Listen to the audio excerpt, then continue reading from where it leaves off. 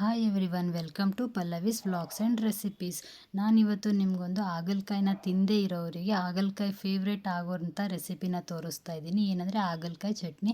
ಹಾಗಲಕಾಯಿ ತುಂಬಾ ಒಳ್ಳೆಯದು ಬಾಡಿಗೆ, ಎಸ್ಪೆಷಲಿ ಡಯಾಬಿಟಿಸ್ ಪೇಷಂಟ್ಗಂತೂ ತುಂಬಾ ಒಳ್ಳೆಯದಿದು. ಬಟ್ ಕಹಿ ಇರೋದ್ರಿಂದ ಎಷ್ಟೋ ಜನ ತಿನ್ನಲ್ಲ. ಒಂದು ಸಲ ಈ ಥರ ಟ್ರೈ ಮಾಡಿ ನೋಡಿ, ಎಲ್ಲರಿಗೂ ಹಾಗಲಕಾಯಿ ಫೇವ್ರೇಟ್ ಆಗುತ್ತೆ. ಈ ವಿಡಿಯೋನ ನೋಡೋಕ್ಕೂ ಮುಂಚೆ ನೀವಿನ್ನು ನನ್ನ ಚಾನಲ್ನ ಸಬ್ಸ್ಕ್ರೈಬ್ ಆಗಿಲ್ಲ ಅಂದರೆ ಸಬ್ಸ್ಕ್ರೈಬ್ ಮಾಡಿಕೊಂಡು ವಿಡಿಯೋ ನೋಡೋಕ್ಕೆ ಸ್ಟಾರ್ಟ್ ಮಾಡಿ. ಫಸ್ಟಿಗೆ ಹಾಗಲಕಾಯಿನ ಬೀಜ ತೆಗೆದುಬಿಟ್ಟು ತೆಳ್ಳಗೆ ಕಟ್ ಮಾಡಿ ಇಟ್ಕೊಳ್ಳಿ. ಅದಾದಮೇಲೆ ಇದಕ್ಕೆ ನಾನು ಹಂಚಿಗೆ ಕಟ್ ಮಾಡಿರೋಂಥ ಹಾಗಲಕಾಯಿನ ಹಾಕಿ 1 ಟೇಬಲ್ ಸ್ಪೂನಷ್ಟು ಎಣ್ಣೆನ ಹಾಕಿ ಚೆನ್ನಾಗಿ ಫ್ರೈ ಮಾಡ್ತೀನಿ. ಟೈಮ್ ತೊಗೊಳುತ್ತೆ ಇದು ಫ್ರೈ ಆಗೋಕ್ಕೆ. ಫ್ರೈ ಆದಾಗ ಏನಾಗುತ್ತೆ, ಇದರಲ್ಲಿರೋಂಥ ಕಹಿ ಅಂಶ ಕಡಿಮೆ ಆಗುತ್ತೆ, ವಿಷ ಕಡಿಮೆ ಆಗುತ್ತೆ. ಹಾಗಾಗಿ ನಿಧಾನವಾಗಿ ಚೆನ್ನಾಗಿ ಇದನ್ನು ನೀವು ಫ್ರೈ ಮಾಡಿ, ಎಣ್ಣೆಯಲ್ಲೇ ಫ್ರೈ ಮಾಡಿ. ಫುಲ್ಲು ಸಾಫ್ಟ್ ಆಗುತ್ತೆ ಹಾಗಲಕಾಯಿ, ಅಲ್ಲಿವರೆಗೂ ನೀವು ಇದನ್ನು ಫ್ರೈ ಮಾಡಬೇಕು. ಹಾಗಲಕಾಯಲ್ಲಿ ಹೆಲ್ತ್ ಬೆನಿಫಿಟ್ಸ್ ತುಂಬಾ ಇದೆ. ಇದು ಕಹಿ ಅನ್ನೋ ಕಾರಣಕ್ಕೆ ಎಷ್ಟೋ ಜನ ಇದನ್ನು ಯೂಸ್ ಕೂಡ ಮಾಡೋದಿಲ್ಲ.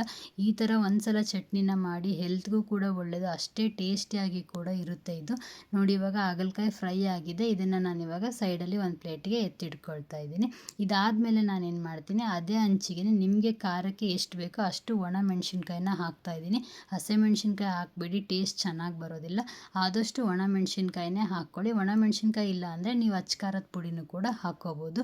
ಒಣ ಮೆಣಸಿನ್ಕಾಯಿನ ಹುರಿದು ಸೈಡಲ್ಲಿ ಎತ್ತಿಟ್ಕೊಂಡಿದ್ದೀನಿ. ಇವಾಗ ಒಂದು ಮಿಕ್ಸಿ ಜಾರ್ ತೊಗೊಂಡು ನಾವು ಹುರಿದಿರೋ ಅಂಥ ಒಣ ಮೆಣಸಿನ್ಕಾಯಿ ಮತ್ತು ಹಾಗಲಕಾಯಿನ ಇದಕ್ಕೆ ನಾನು ಸೇರಿಸ್ತಾ ಇದ್ದೀನಿ. ಆದಷ್ಟು ತಣ್ಣಗಾದಮೇಲೆ ನೀವು ಮಿಕ್ಸಿ ಮಾಡ್ಕೊಳ್ಳಿ, ಇಲ್ಲಾಂದರೆ ಚಟ್ನಿ ಫುಲ್ ನೀರು ಆಗಿಬಿಡುತ್ತೆ. ಬಿಸಿ ಇರೋದ್ರಿಂದ ತಣ್ಣಗಾದಮೇಲೆ ಮಿಕ್ಸಿ ಮಾಡ್ಕೊಳ್ಳಿ.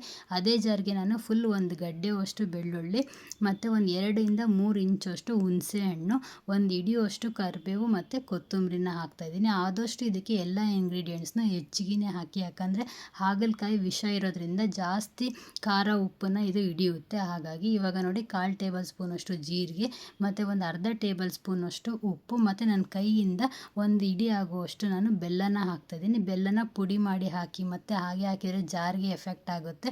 ಪುಡಿ ಮಾಡಿಬಿಟ್ಟು ಬೆಲ್ಲನ ಇದಕ್ಕೆ ಹಾಕ್ಕೊಳ್ಳಿ. ಒಂದು 2 ಹಿಡಿಯುವಷ್ಟು ನಾನು ಬೆಲ್ಲನ ಹಾಕಿ ಮಿಕ್ಸಿ ಮಾಡ್ಕೊಳ್ತೀನಿ. ಯಾವುದೇ ರೀತಿ ನೀರನ್ನು ಹಾಕೋ ಹಾಗಿಲ್ಲ. ಹಾಗಲಕಾಯಿ ಹುರಿದಿರೋ ಅಂಥ ಹಾಗಲಕಾಯಿ ತಣ್ಣಗಾದಮೇಲೆ ಮಿಕ್ಸಿ ಮಾಡಿ, ನೀರು ಹಾಕೋಕ್ಕೆ ಹೋಗಬೇಡಿ. ಫುಲ್ ಫೈನ್ ಪೇಸ್ಟ್ ಕೂಡ ಮಾಡ್ಕೋಬೇಡಿ, ತೀರಾ ತರಿಯಾಗೂ ಕೂಡ ಮಾಡ್ಕೋಬೇಡಿ. ನಾನು ತೋರಿಸಿದ್ದೀನಲ್ಲ, ಇಷ್ಟು ಕನ್ಸಿಸ್ಟೆನ್ಸಿಗೆ ಮಿಕ್ಸಿ ಮಾಡಿಕೊಂಡು ಇದಕ್ಕೆ ನಾನಿಲ್ಲಿ ಹುಚ್ಚೆಳ್ಳು ಪುಡಿನ ಹಾಕ್ತಾಯಿದ್ದೀನಿ. ಇದು ಟೇಸ್ಟ್ನ ಎನ್ಹಾನ್ಸ್ ಮಾಡುತ್ತೆ. ಇದ್ದರೆ ಹಾಕ್ಕೊಳ್ಳಿ, ಇಲ್ಲಾಂದರೆ ಸ್ಕಿಪ್ ಮಾಡಿ. ಬಟ್ ಹಾಕೋದ್ರಿಂದ ಟೇಸ್ಟ್ ಸೂಪರ್ ಆಗಿರುತ್ತೆ.